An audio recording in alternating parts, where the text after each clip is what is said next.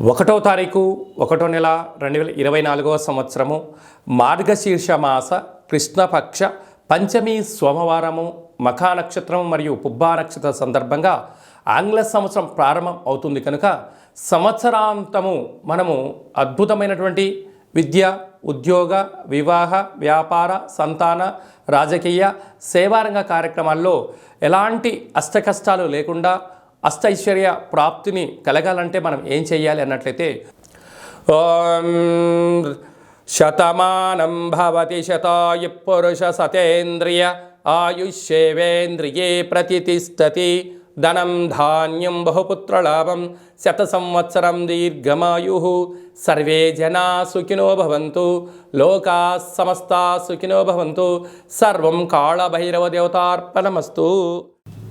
సింహరాశి వారికి ఈ ఆంగ్ల సంవత్సరము మరియు ఉగాది పండుగ నుంచి ఆదాయ వ్యయాలు ఎలా ఉంటాయో, రాజ్యపూజ్యం అవమానం ఎలా ఉంటుందో, ఆరోగ్యం ఎలా ఉంటుందో సవివరంగా సంపూర్ణంగా తెలుసుకుందాం. వీరి యొక్క ఆదాయం 2, వ్యయం 14. అత్యంత ఖర్చులు పెడుతున్న రాసులలో సింహరాశి ఒకటి.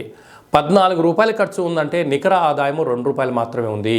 కనుక వీరు వీలైనంత వరకు దుబారా ఖర్చులు తగ్గించుకోవడం, సమయానికి మించిన పనులు చేయడం, సమయాన్ని ధనాన్ని వృధా చేసుకోకపోతే ఈ సంవత్సరము స్థిరచరాస్తులు పోగొట్టుకోకుండా అప్పుల పాలు కాకుండా ఉండడానికి అవకాశాలు ఉన్నాయి.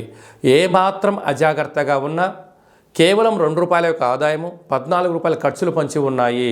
అంటే 14 రూపాయల ఖర్చులకు సరిపడినంత డబ్బులు ఎప్పుడైతే సంపాదించలేదా స్థిరచరాస్తులు కరిగిపోవడం, అప్పుల పాలు అవుతున్నారు అని చెప్పి ముందస్తు విషయసూచికగా జ్యోతిష్య వివరణ జరుగుతుంది, గుర్తుపెట్టుకోగలగాలి.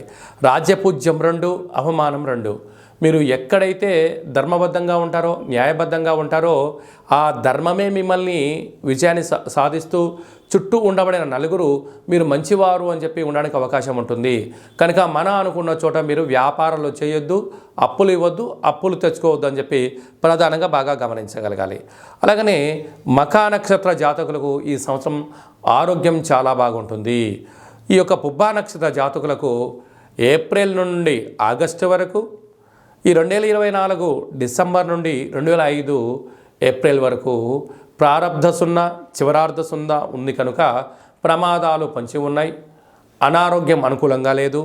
నూతనమైన పెట్టుబడులు పెట్టేటువంటి కాల సమయంలో 1కి 100 సార్లు ఆలోచించడం అవసరం అని చెప్పి గుర్తుపెట్టుకోగలగాలి. ఉత్తరా నక్షత్ర జాతకులకు ఆగస్టు నుండి డిసెంబర్ వరకు మధ్య 0 కారణం చేత మనోవేదన, ఏ పనులు ప్రారంభించినా విజయానికి దగ్గరగా ఉంటూ విజయం సాధించలేని పరిస్థితి ఉంటుంది. కనుక ఆందోళన చెందనక్కర్లేదు అని చెప్పి జ్యోతిష్య పరిజ్ఞానం తెలియజేస్తుంది. ధనవాక్కు కుటుంబ స్థానంలో కేతు సంచారం చేయడం వలన చిన్న చిన్న విషయాలకు ఆందోళన తగదు. దయచేసి బంధువులని, మిత్రులని, స్నేహితులని అప్పులు ఇవ్వద్దు. తెలిసిన వారు కదా అని చెప్పి అప్పులు తెచ్చుకోవద్దు. ఈ రెండిటి వలన మీకు ముప్పు, మీ స్థిర చరాస్తులకు ముప్పు అని చెప్పి మీరు గమనించగలగాలి.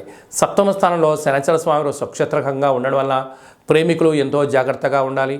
నూతనమైనటువంటి పెట్టుబడులు, వ్యాపార కార్యక్రమాల్లో ఆచితూచి నిర్ణయం తీసుకోగలగాలి.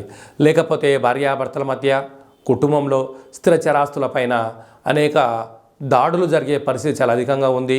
తస్మాత్ జాగ్రత్త.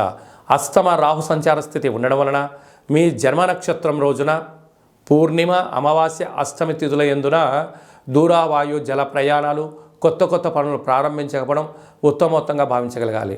లేకపోతే అనవసరమైన బరువులు ఎత్తడం, అనవసర సాహసోపేత నిర్ణయాలు తీసుకోవడం వలన వెన్నెముక, అరికాళ్ళు, అరచేతులు, పెరాలసిస్, బ్రెయిన్ స్ట్రోక్ లాంటి వ్యాధులు వచ్చే పరిస్థితి ఉంది.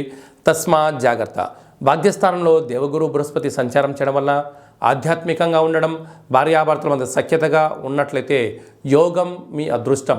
లేకపోతే ఇంట్లో పోరు ఇంతింత గాదాయ అన్నట్లుగా భార్యాభర్తల మధ్య విభేదాలు, అన్నదమ్ములతో గొడవలు, స్థిర చరాస్తులు పోగొట్టుకునే పరిస్థితి చాలా అధికంగా ఉంది. 26 ఏప్రిల్ 2024 నుండి రాజ్యస్థానంలో గురువు రావడం వలన వృత్తులలో, ఉద్యోగాల్లో, వ్యాపారంలో స్వల్పమైన మార్పులు ఉండినను అద్భుతమైన విజయం మీ సొంతం కాబోతుంది.